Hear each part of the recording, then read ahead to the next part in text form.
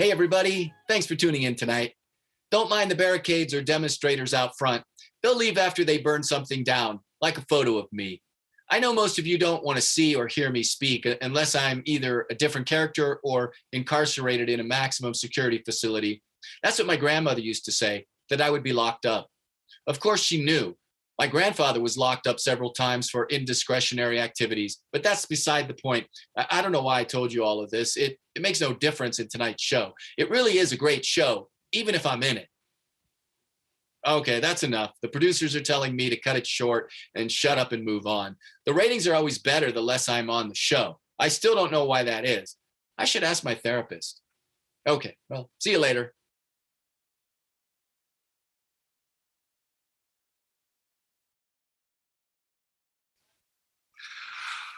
Good morning, Sue. I'm running a little behind. Give me a moment so I can review your resume. I see. And where's the rest of the resume? I'm sorry, I don't understand. That is the resume? I thought it was too long at 2 pages. Look, all you've included is your work history, education, special interest, and skills. Isn't that enough? It's pretty thin. I mean, you don't even have any information about what scares you, what your personal, political, and religious beliefs are, or any understanding of how a Bell helicopter works. I'm sorry, I don't usually include that information on a resume as it doesn't seem pertinent to the job I'm applying for. You're applying for the pneumatic device machine optimizer position. No. Wait, don't tell me. Here it is. You're applying for the unicycle parts retrieval specialist facilitator. Well, no. I thought this was an interview for a Starbucks barista. A what? The person that makes and serves coffee at Starbucks. What? Starbucks. Starbucks, of course. One moment.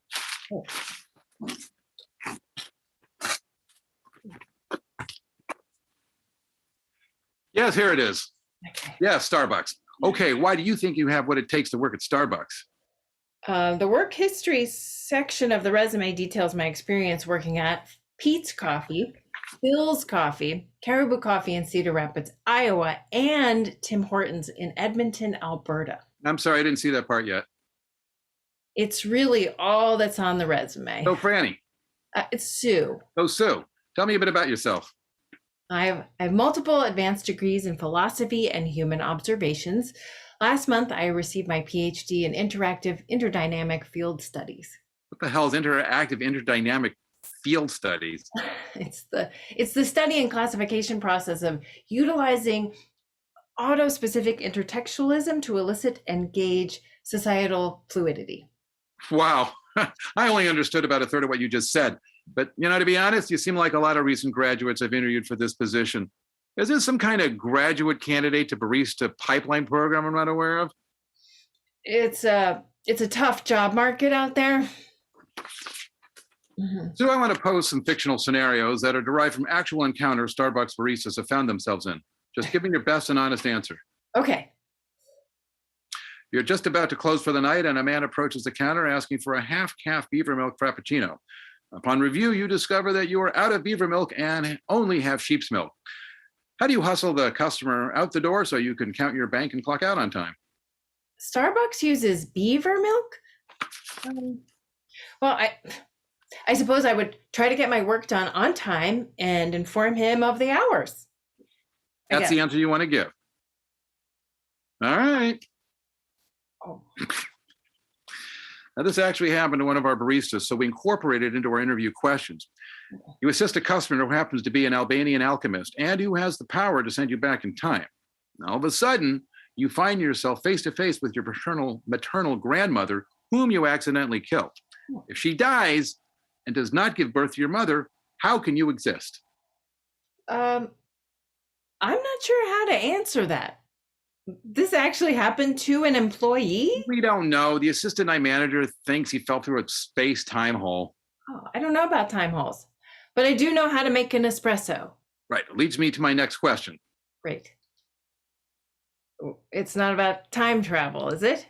Oh, please. Of course not. A customer orders a Fresno-style Venti Cafe Misto. What? And he wants it to go. What does that reveal about his inner child and how best to utilize that vulnerability to upsell him into buying a $4 crumble cake? Uh, I'm not even sure how to answer that one. I don't think anyone is able to do that unless they're psychic, like, nor should they. Well, naturally, we assume all of our applicants have psychic abilities. What was that? I just sent you a psychic message on the importance of cleaning out your rain gutters. Didn't you receive it? Was there something wrong with you? Excuse me? You must have a lead plate in your head. Otherwise, you would have received my psychic message. Moving on. This is the first corporation to open a Starbucks in an existing Starbucks. Many people feel this company is becoming ubiquitous with an oversaturated retail formula coffee market. What would you do to dismantle Starbucks' dominance in big coffee and thus create a more egalitarian level playing field for our competitors? I'm not sure I understand this question either. Are you asking me to sabotage my employer? I mean, don't you think we've gotten too big? Is this a trick question? I mean, why would I want to trash talk a company with whom I'm applying for a job with? I see, thank you. What? I don't know how to answer that. I said thank you. Now that we've had a free exchange of ideas, do you have any questions for me about the position? Yeah. Like, are you for real? Like, you never mentioned the wage, the hours, required duties. Then you asked me about time travel and helping other coffee companies succeed at the expense of Starbucks in the middle of an interview for a barista position here? I mean, who does that? How exactly am I supposed to do that as a barista? Isn't that the job of, like, the marketing department? And okay, and why are you asking me that? I mean, I don't know if you're incompetent, insane, or on drugs or whatever, but after this interview, I think I would rather get a job removing salmon guts on an Alaskan fish cannery than work for you. Can you start Monday? Yes.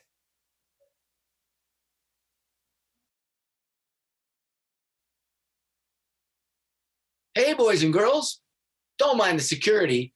I've been getting quite a few more death threats than usual, but that shouldn't put a hamper on what I'm about to tell you. You know, it wasn't long ago that I was well over 500 pounds, sat on the couch watching reruns of I Love Lucy all day long, and burped and farted until I had to be taken away to the emergency room for overnight observation. Now, I know you're not going to believe me when I say that there is a miracle cure for the unnamed condition that I had. And a miracle it is.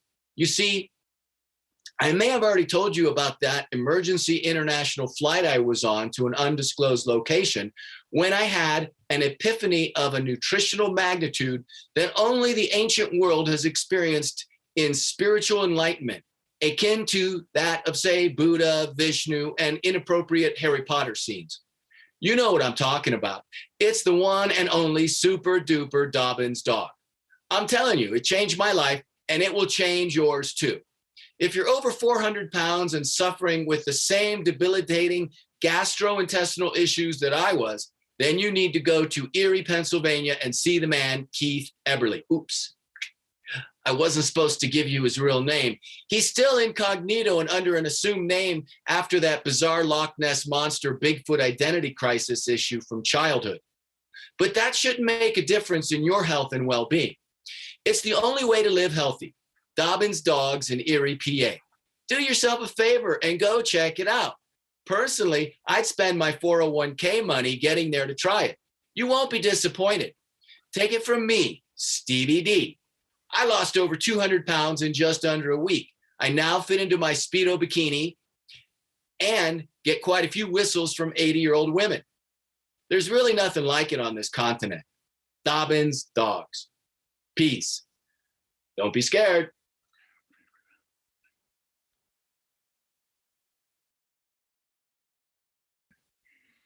Hi, I'm Buddy Tagliani from the law firm of Tagliani, O'Brien, Ryan, and Goldberg. Have you ever repaired a hovercraft which straddles the boundaries between two countries in international waters, only to find that a chemical agent purchased in a third country has hurt your spleen? Yet all these entities had conspired against you in a specter-like star chamber of the Illuminati. Ever been bitten by a moose, which you concocted in your own syphilitic feverish dream, only to find the imaginary bite marks on your knee? And sure, mental health professionals say it's all in your mind, but those bites are real to you. Someone has to get paid, so why shouldn't it be you? Have you ever experienced a complex legal situation that was so unusual, so strange, even metaphysical, that no other law firm would let you into their parking lot, let alone through their front door? Then call the law firm of Tagliani, O'Brien, Ryan, and Goldberg. We'll get you that settlement you probably don't deserve, but if Donald Trump's lawyers can litigate with phony baloney evidence, so can yours. Just ask this beneficiary of our broken legal system.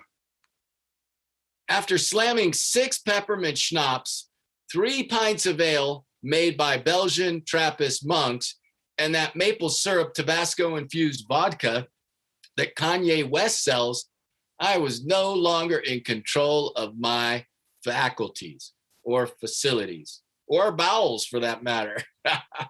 I staggered out of my Mormon Scholars Convention through a series of barricades and locked gates and right into an open manhole. The city should have anticipated how drunk I would get, or how, in an inebriated stupor, I would find those obstacles a challenge to my manhood and prevent me from entering that ancient Chumash burial ground. Buddy Tagliani got me just enough compensation so I could take the bus back to my hospital room. Just call the law firm of Tagliani, O'Brien, Ryan, and Goldberg. The number is 888-888-8888. Easy to remember. We will believe you because we want money.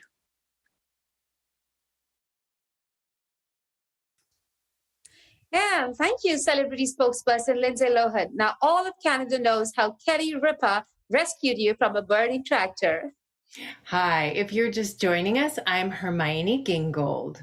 And I am Lena Wertzmuller, the inventor of Place-It Notes. Totally different from Post-it Notes, by the way. Did you hear the 3M lawyer? Oh, please cease and desist your cease and desist letters. And this is the Ripa Report. Since most Americans have demanded a cable channel dedicated to all things Kelly Ripa, we are here to deliver. And now it's time for another rocking Ripa rejoinder. A fan commented on how beautiful she looked in a recent photo and that some camera tricks must have been used. Without missing a beat, she responded by saying, if it was a filter, I would look amazing. It's just the angle and the sunset light. Oh, has there been no other greater benefit to humanity throughout history? Oh, man, maybe Jesus Christ. Oh, well, yeah, of course, Jesus Christ. I think we can both agree that if either Orson Welles or Noam Chomsky had gender reassignment surgery and they procreated, their offspring would be... Oh, let me guess. Yeah. That's right, Kelly Ripa. She's truly our nation's most important natural resource. You mean more important than tungsten? Academy Award-winning actresses Shelley Winters and Susan Sarandon once worked on a film with the actor Judd Hirsch over 40 years ago.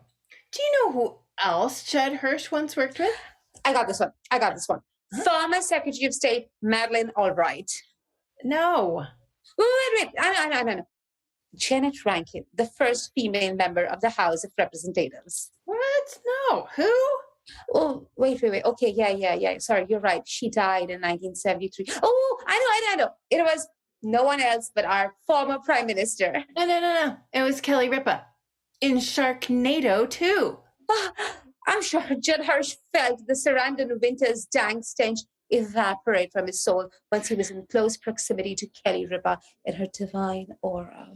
As you already know, Rowan University School of Osteopathic Medicine is located in Stratford, New Jersey. Everyone knows that, and therefore, no reason to mention it, except, wait a minute. Yes? That is where Kelly Ripa was born in 1970. Do you know what that sound is? I know, another radiation leak. No, it's time for an update update from the Kelly Cam. Let's check in with Pat Flungo, our Kelly correspondent, in the field right now in Kelly's undisclosed secret domicile, the location of which is a highly guarded secret. Unless you're our intrepid Kelly correspondent, Pat Flungo. He knows the right people to blackmail to get his finger on the pulse of all things Kelly. I kind of preferred you don't use the word blackmail. I'm here in Kelly's secret forbidden zone of mystery. And by that, I mean her storage closet. Having placed myself strategically in her soiled laundry hamper for the last 48 hours, I was able to observe her leaving with a man about 20 to 30 minutes ago. Well, it was actually closer to 30 than 20. Actually, let's just split the difference and call it 25 minutes ago. It could be former UN Security Council General Ban Ki-moon, or it could be Bill Nye the Science Guy. Most likely it was her husband, Mark Consuelos. We can't verify that at this time. Here's what we do know. Some person or persons fitting the description of Kelly Ripa engaged in what I can best describe as planting chrysanthemums in what looks like some kind of what you would call a garden type situation. Mind you, I was hiding under a pile of fertilizer sacks and just consumed 12 cups of Tang, so I can't be sure. Back to you in the studio. Yeah, thank you, Pat. It is now time to renew our pledge, the pledge we make every morning before praying to Mecca. If you are a member of this August body, then please join us in this holy recitation of the Kelly commitment. I hereby solemnly pledge to contribute financially and spiritually to Kelly Ripa's well-being. Despite the fact that she's a multi-millionaire. To watch every TV, every film, And every theatrical appearance by our great leader to better further honor her life energy. Shakespeare, Lincoln, Gandhi, and Einstein are merely droplets of vapor compared to her vast ocean of greatness. All hail Hydra. I'm getting word that the United States has just been invaded by a hostile foreign power. Oh my God, I hope this doesn't affect Kelly and all the joy she brings to the world. Do you know who it is? Is it North Korea? Or a former Life with Kelly co-host Jussie Smollett? No. So the control booth is telling me that troops from the nation of Belize have crossed Mexico and amassed at the border. Oh, these things happen. Moving on, we asked our followers to share what revelations they have discovered through Kelly's teachings.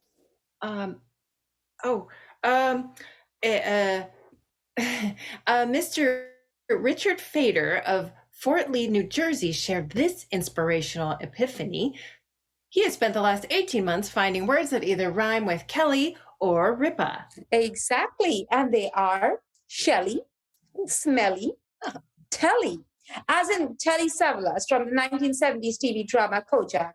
Snelly. Wait, Snelly's not a word. Actually, it is. It's a peculiar, olive-colored, frog-like creature which walks with a gangly stride and subsists on food that it finds in the garbage. Kind of like Kelly herself. Oh, Snelly, of course. Carry on. That sounds like the Kelly Ripa I know. Okay, there's more. Caesar Pelly. Oh. Nelly Furtado. Hip hop.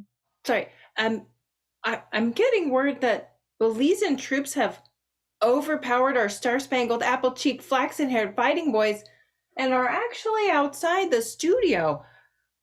Wow, that was fast. Okay.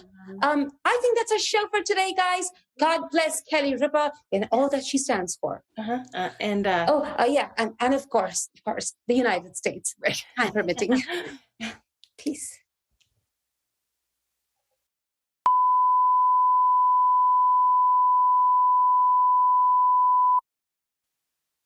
Hey, everybody. Thanks for tuning in. I just wanted to clarify something for all of you cool cats and chicks. I'm hip. I mean, I'm really hip.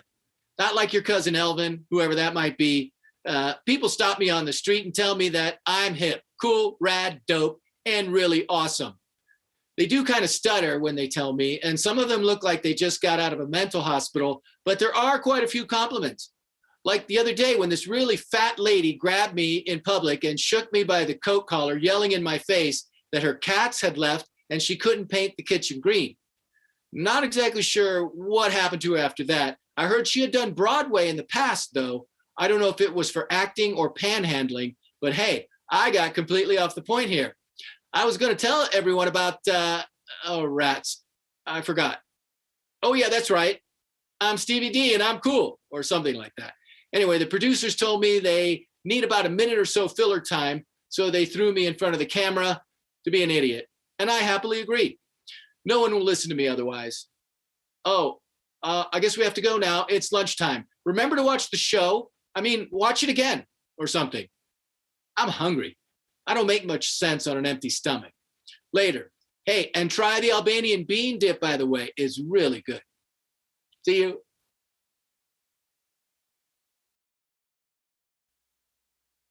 I'm your host, Bezos Clone number 512, and this is the Google Mart Apples on News Blip. Here are our top stories. American President Justin Bieber III just claimed victory in winning an unprecedented fifth term, a feat not achieved since former President Bill Clinton's genetically enhanced super penis narrowly defeat former President Donald Trump's head. The president-elect celebrated by catching the one remaining fish in the Potomac River. He surprised his audience by exclaiming, "Wow, there are still fish in the Potomac? I thought I was going to pull up another empty storage barrel of spent nuclear fuel rods." In other news, Dateline Australia. Due to the ancient climate crisis that besieged city-state now seeks assistance from the unholy computer interface of Mark Zuckerberg's brain, the Zuckerberg 9000. The Australian city-state mayor, President Fair Jackman, insisted that the Soviet-era fuel distillation plant his government just purchased will not increase coastal erosion, but will increase oceanic incursions along what used to be the coastline. Mayor President Jackman hopes it won't spill too much excess petroleum into their sole remaining estuary. He was criticized for holding the event on the same day Australia commemorated the 20th anniversary of the last kangaroo's passing. The mayor president was quoted as saying, "What the hell's a kangaroo?" as he tossed a commemorative empty syringe into the ocean. Finally, the rocket belonging to Elon Musk clone 001, the true clone, disintegrated as it entered the atmosphere, killing all aboard. Clone 001 was quoted as saying, "What do you expect? The outer hull was made of marzipan. I didn't get this rich by wasting money on titanium alloys for my spaceships." In sports, the Boston-Atlanta Metropolitan Access Brave Sox took on their rivals, the San Angeles Dodge Giants. Bama coach Magenta Arbacher 3.0 said this was the most he'd seen killed since the Kabul Olympics in 2048. "I was programmed to have a halcyon-hued memories of that historic event. So many implanted memories, so much death." In other sports news, Bucky Pacemaker, the fifth e-gamer to suffer a heart attack in less than a week, left the sports world not very surprised. Team captain Warcraft Rabinowitz said he was 170 pounds overweight, ate exclusively from the half-off shelf at Smart and Final, and got his only exercise when he got up from his console to go to the bathroom. Yet he was only 14. Don't worry, we can manufacture another one. Please adjust your thought cubes at this time for the latest advertisement from Hostess Pepsi, the global leader in nutritional supplements. Entertainment. In entertainment, the streaming service Hulu Diz Par finally merged with the streaming service of AAA.org and the American Cancer Society's entertainment division.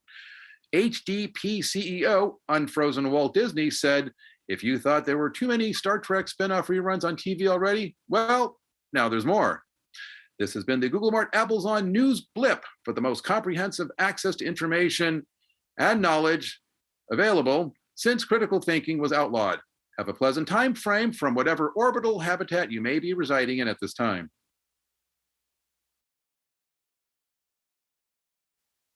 And that is how we play football or basketball or whatever the saying goes. I actually don't remember any sayings except for maybe "don't eat the yellow snow." I really don't know what that means either. No one ever explained it to me growing up, but I imagine it had something to do with the Vermont gubernatorial election of 1886, but I'm not exactly sure. As a matter of fact, I'm not quite sure of anything. I'm a little sure that this tuxedo is rented and I really can't be late returning it because Big Tony promised to hurt me if it wasn't back by midnight. That sounds a little like Cinderella, doesn't it? Actually, that's my stepmom's name. She didn't marry my dad exactly. It was a fixed marriage, but my dad backed out when he found out she was the daughter of Black Sea fishermen. Somehow, he didn't like that. He could have had free fish for life. I happen to like fish, not my dad. But we still refer to her as Mom, even though she was jailed for embezzlement. She became the vice president of her family's fish empire and then gambled the money away in an Azerbaijani casino. She went to buy oil and ended up losing the family fortune in an illegal poker game. I don't know what that has to do with the show, but it was an old story that sounded nice. There was something I was supposed to tell everyone at the end of the show, but I don't remember what it was. I've been suffering with short bouts of Alzheimer's, I think. I don't really remember. All I know is that I get some really good drugs every day that make me feel out of sight. I had an uncle from Albania. Well, he was kind of a step uncle. He didn't really marry my aunt, but they had a relationship in jail. She met him in an Albanian political prison camp and hit it off at the prison sock hop. Well, it really wasn't a sock hop because they didn't have any socks. It apparently was really cold and drafty in the prison, and the food was really bad. They had rat soup a lot. That's what my aunt said anyway. But the dances were great. They had this one folk dance that was really nutty and all these weird moves. And then at the end of the dance, well, anyway, it's not that important and has nothing to do with this show either. I think it's time for my medication. Where are my baseball cards?